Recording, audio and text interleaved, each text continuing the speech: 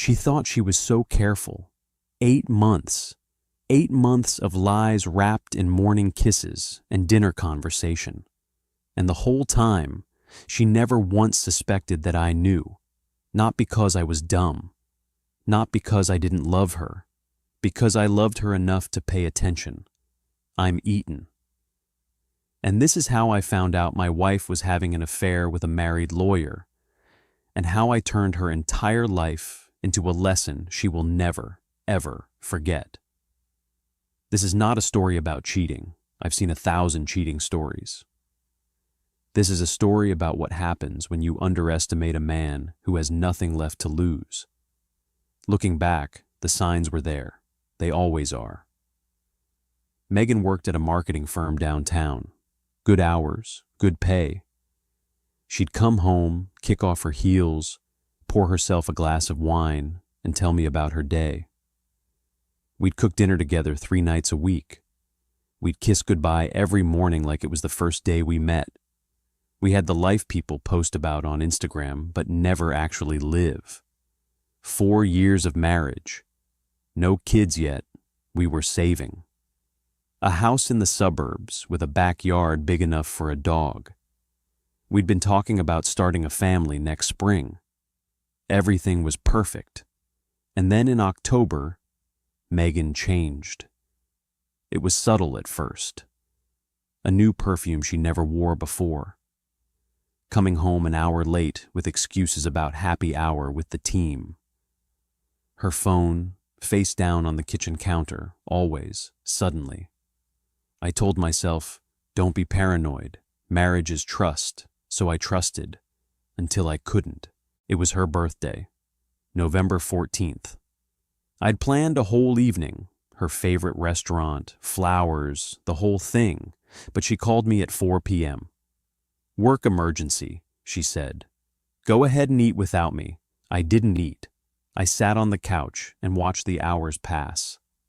At 11 p.m. she walked through the door, smelling like wine and someone else's perfume. She kissed my forehead. Sorry, babe. Long day. I didn't sleep that night. The next morning, while she was in the shower, I did something I'd never done in 4 years of marriage.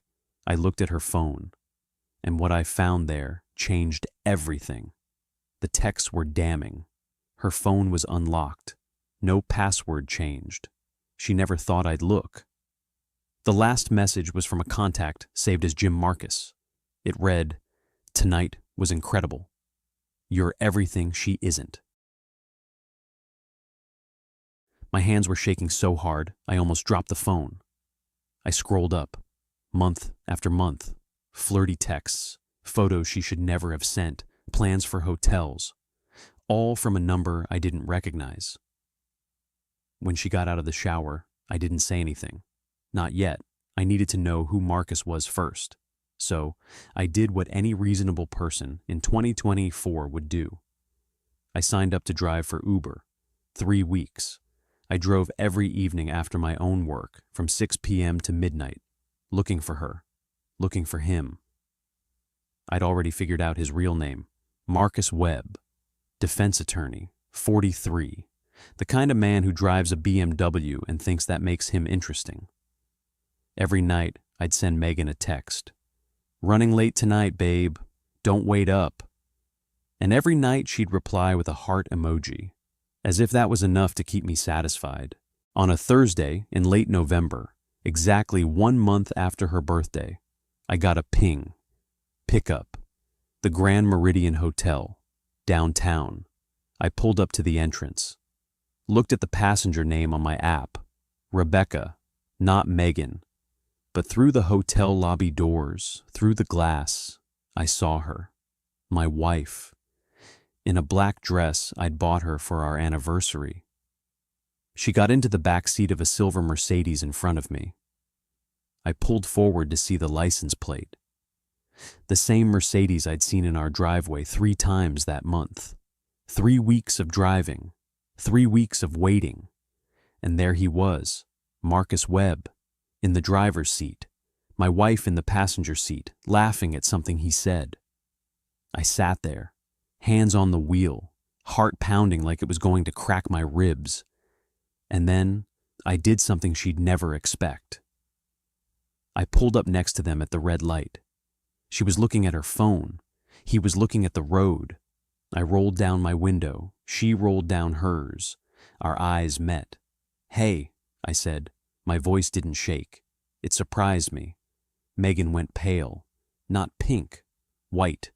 "Eaton, what are you?" I didn't let her finish.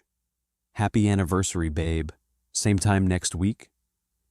The light turned green. Marcus looked at me through his window, confused, then horrified as it clicked. I drove away. She called me 17 times before I got home. I didn't answer once. I didn't scream. I didn't throw things. I didn't beg for an explanation. I just sat in my car in the garage for 2 hours, listening to the engine tick cool. And then I made a plan. Over the next 6 weeks, I documented everything. Screenshots of every text, dates, times, the hotels, the license plate, the photos she'd sent him. I found them backed up to her iCloud. I found a divorce attorney, a good one. Not the kind that asks questions, the kind that wins. I filed on December 22nd, the same week Megan was planning our Christmas dinner with her family.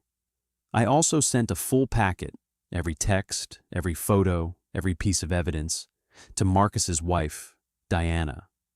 She worked at a nonprofit. 2 kids under 10. I addressed it to her office. No return address. Christmas morning, Megan came downstairs in her pajamas, ready for the family dinner she'd planned. I was sitting at the kitchen table with a manila envelope. "Sit down," I said. "We need to talk." What happened next? She never expected, because the manila envelope didn't contain what she thought it did. It contained divorce papers, signed, filed, effective immediately, and a printed screenshot of every single text message between her and Marcus. I slid it across the table. "Merry Christmas, Megan. I won't tell you I felt good. I didn't. I felt nothing." That winter was the coldest I'd ever experienced. Not the weather, but everything inside me. The divorce was finalized in March. She got the car. I kept the house. She moved into a 1-bedroom apartment downtown while she figured out what to do with the rest of her life. Marcus's wife, Diana, filed for divorce in February. The same month his law firm, after receiving an anonymous package containing the same evidence, quietly let him go. No scandal, no press, just a quiet, career-ending consequence. And Megan? She tried to come back, twice, once with tears, once with rage. I recorded both conversations. Florida is a one-party consent state. She still texts me sometimes. I don't reply. People ask me if it was worth it, if destroying her life made me feel better. I'll tell you what I tell them. I didn't destroy anything. She did.